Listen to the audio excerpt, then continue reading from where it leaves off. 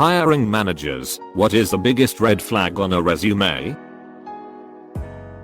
A very unprofessional email is definitely one. You see some insane emails. I knew someone who got an email address that had Big Daddy in it. Edit for anyone who needs a professional email address. Personally, I find any combination of your first, middle, last names, initials, and birth date are all acceptable. In fact, any numbers, but 420, 69, etc. and 123 is fine. It's absolutely worth having a very bland email for anything where you don't want your email to make a big impression, i.e. legal things, professional things, and emailing your grandma because she doesn't like text. Don't email your grandma from your Buddhist layer email. Edit 2, as some have mentioned below, 666 is also not a great number to add. And if your birthday happens to be a number on this list, pay special attention to how you format it. For instance, if your birthday is 420, format that along with the year as something like 042099. The person looking at your application will probably understand and not think it's a joke. Edit 3. I did a bad job typing that. I meant any number, but 420, 69. And as somebody added 666, and 123 is fine. I typed that first thing when I woke up with no coffee. Random numbers are okay. 123 is okay. I once got a resume that listed under his awards section champion and master of the Chuggen Tuggets and Dumassasu fraternity, whose name I can't remember. I'm still not 100% certain what the frick that is, but I know I didn't want it. When someone have 5 years experience of a software that was invented 2 years ago. I've seen someone put their certificate of baptism under certificates and awards. People keep saying gaps in work history, but honestly guys, make sure you inquire about it before just writing someone off. I had a guy who had a year or two gap in his resume. Most people would just write, this dude as well, obviously there's something wrong with him. Well, there was. The dude was diagnosed with brain cancer and had to go through intensive treatment. He lived but came out the other end jobless. Couldn't find work afterwards because of the gap. I could tell he was a smart dude who just had a bad hand of cards. He was hired and he's honestly worked out great and still works at that company. A watermark of their face on each page of a resume. Thought of another, although it's an interview. Being a page is in an interview. I work in a predominantly male trade. I'm a service lead, so I do know my trade. I may be on the younger side, but I've been working in this business for over 10 years. My male boss asked me to start an interview a guy before he got there, as he's running late and the guy was going to be my employee anyways. The guy comes in, seems okay at first. Then it goes downhill quickly. Asks me for coffee from Starbucks. Not office coffee. He wanted me to go fetch him Starbucks. Heck no. So that's not bad enough. So starts asking me interview questions, like trick questions. Starts trying to tell me I'm so smart, but in that tone. He's being just generally a pages. I'm done. I tell him that the interview is over. He says I'll wait for the boss to do my actual interview. He wouldn't leave. Boss eventually comes in and throws him out. We think he had to get interviews for unemployment or something, but actually didn't want to work. Why else would you intentionally tank your prospects so freaking hard? Exclamation mark dash. When people apply through Facebook jobs and it pulls the info from their profile, you end up with crap like went to the University of Life or I only work for me and no one else as a headline on their application. It's hard to take that seriously. I saw some guy who HSD posted in the "have you been arrested" part, put the reason he was arrested: killed a man by dropping a boulder on his head. Checked it out online, and he was telling the truth. Hey hiring managers, it's none of your business that I took a year off working. Frick you for judging me. The guy who applied for a design job and attached a photoshopped image of him as a centaur comes to mind. Also typus. I was hiring a very senior level person who seemed like they could do an amazing job, but there were several typos on her resume. I asked the recruiter to let her know. Edit for clarification. The question what about red flags? Not why did you throw out a perfectly good resume for petty reasons. Neither of the resumes were tossed. The centaur replied at a time we had no open positions and the typo person got the interview, and after a rigorous hiring process was determined to have great skills, but not what we needed. The typo person misspelled her very large font and easy to spell job title. And of course my most upvoted comment on Reddit is about a guy who sent a photoshopped image of him as a centaur along with his resume. More than 2 pages. Job experiences of a month or less. Putting they work at GitHub when in smaller font they just have a couple crappy repos hosted there. Disguising Coursera certificates as bachelor degrees. Obnoxious use of adjectives when describing themselves in the third person. Oversharing personal details like their religion. Long lists of buzzwords and libraries. Programming. Claiming to know technology X. Being asked about it and being very clear they have no idea. Programming. Demands. As in I won't do X or Y. For designers, recommendation letter from the CEO of a big design agency to the question why are they not hiring you? Oh, he's my dad's friend. Portfolios with plagiarized work in interviews. Candidate doesn't remove rollerblades during interview, sits on desk entire interview while I'm sitting in a chair, refuses to sit normally, is drunk/high on coke/suspiciously hyperactive and transcendental. Goes on a rant about the Amish and their beards. Can't stop talking about Joe Rogan. Uses the word "b" during the interview referring to an old coworker. Asks me if I'm Jewish. Repeat Ed Liddemans to see the company's code before continuing interview process. Attempts to speak in Hindi after reiterating them. I don't speak Hindi. Pulling a Robert California. Seriously, it doesn't play as well in real life. Trust me, these are just top of mind. I could fill a book with weird interviews I've been part of.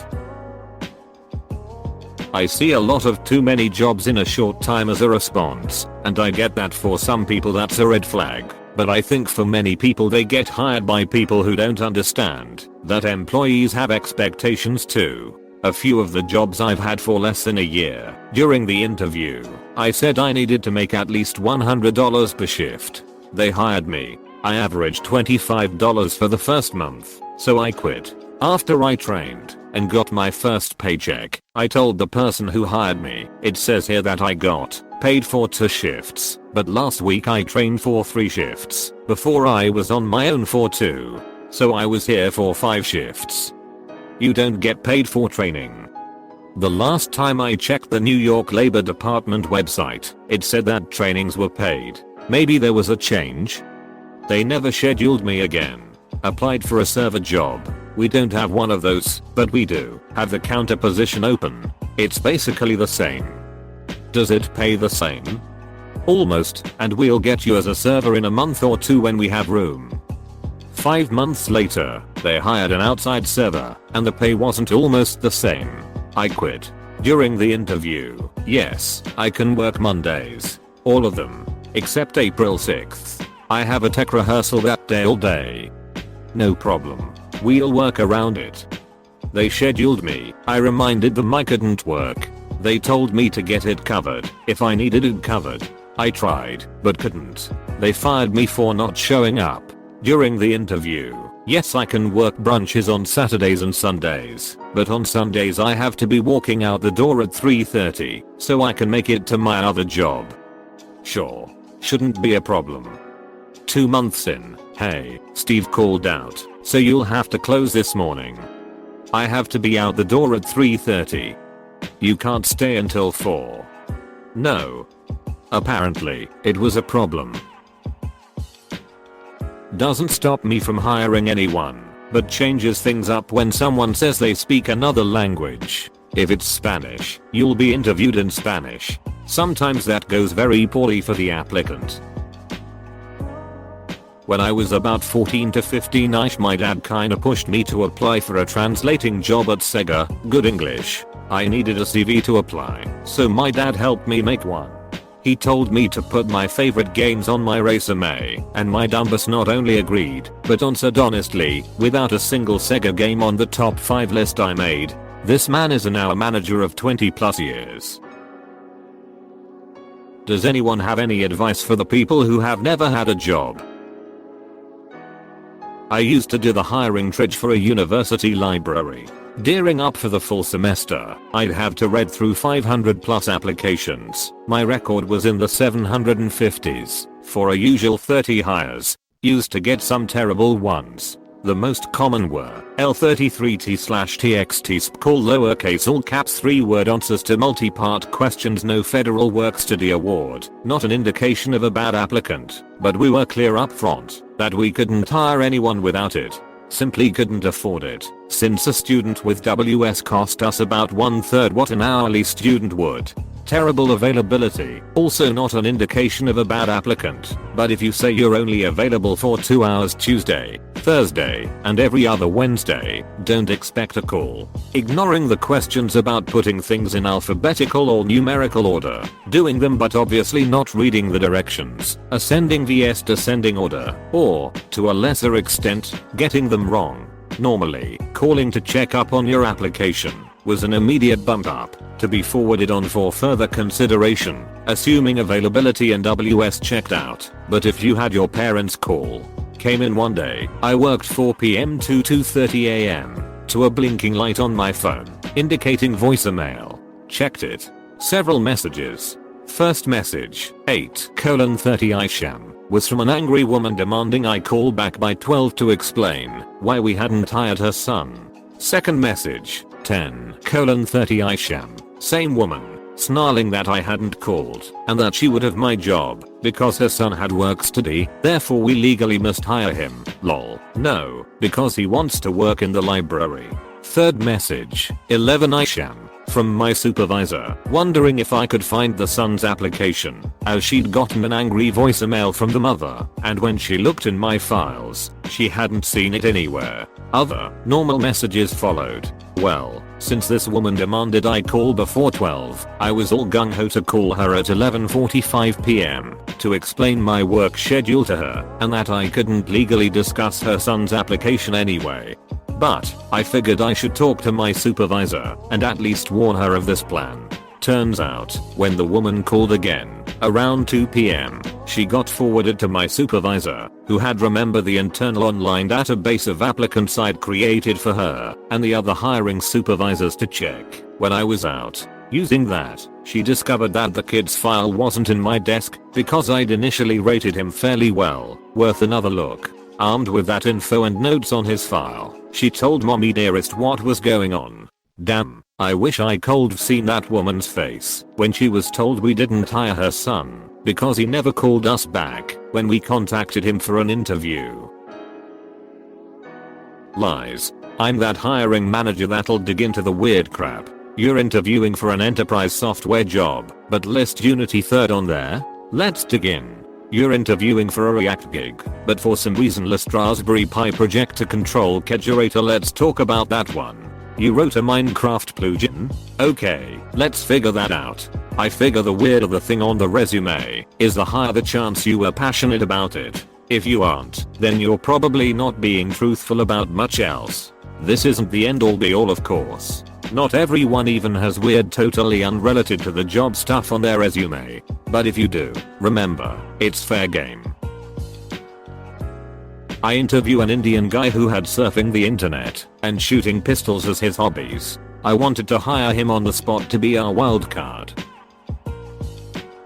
I was a manager at a trampoline park when I was 16 over 17 and did all the interviews since the majority of the applicants went to the same high school as me. There was a guy that was in his late 30s who had hardly any job experience and a bachelor's degree. I think it was literature related. His age was kinda weird, since most the staff were in high school/college, but having a degree completely caught me off guard. Asked him why he wanted to work minimum wage when he had a degree. He explained that he was going to be a teacher, but they wouldn't hire him because of his criminal history. He proceeded to tell me he had sexually assaulted a child. He was applying for a job at a kid's trampoline park. Looked on the cameras before he left, since he gave me a real bad feeling, and saw him taking pictures of kids. He left before I could confront him, so I gave his resume and a hard drive with the entire recording of his visit to the local police department. listing every single accomplishment from high school and or middle school when you've been out of high school for 10 plus years. Had a guy list every part he got in a musical/play, sports he played, with scores, clubs he was a part of, etc. All of these dated from at least elementary school on. The man was 50 plus. The job had nothing to do with any of these items. If this phrase is written anywhere, my chickens have come home to roost. Military service, US Army wife, Lieutenant Colonel. Reason for leaving, too much drama. So I'm reading a lot of the same ideas and frustrations over and over here. What is someone supposed to do when they are dealing with a work gap? Do they tell the truth and hope it works out, or do they ignore it and hope to be hired? I had to leave my dream job at the year mark due to health reasons I can't disclose to an employer, and I'd like some direct guidance on what to do in order to be hired again, now that I have a better handle on things. Not an employer, but failed miserably to get a high school job. I thought I was doing everything right. I mentioned previous volunteer experience, work ethic, and always came dressed in a button-up shirt, slacks, and a tie for interviews, or even asking about a job. After a year of getting turned down by Taco Bell, KFC, and really any good high school job, I found the issue. Under the previous criminal charges section I put assault and battery. 17-year-old me had a loose grasp on the legal system and didn't realize that getting arrested for a fight is not the same as being charged with a felony. I had been arrested on an assault misdemeanor, but never charged. Unfortunately, that revelation didn't come until I applied for military service and was told my felony charge was a permanent disqualification. I had Shreks as an interest. Got me heaps of interviews. We had an application where the applicant had a felony on their record. They spent half a page in the middle of their resume explaining how the felony wasn't their fault and that we should hire them. Their felony was from stealing from another department from the last time they worked at the company they were applying to. It's a big company, so I'd think they were hoping we wouldn't care since we were in a different department. I don't know how they made it through the hours pre-screen and how they weren't on the do not hire list. Written like a 4th grader. I once had a guy submit a resume saying that he could not work with women or speak to any woman due to religious reasons. I'm all for being tolerant of other people's beliefs, but this was for a customer service job. If you can't interact with women at all, then maybe this wasn't the kind of job he should have been applying for. Thank you for watching the video. Tell us your stories in the comments below. Don't forget to rate the video. See you soon.